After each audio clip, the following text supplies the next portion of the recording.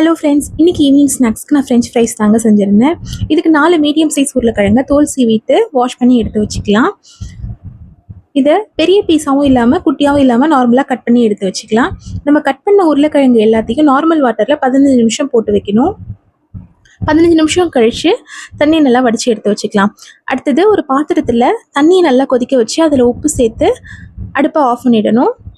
இப்போ வாஷ் பண்ணி வச்ச உருளைக்கிழங்க இந்த சூடான தண்ணியில் போட்டு ஒரு 10 நிமிஷம் போல் அப்படியே விட்டுடலாம்.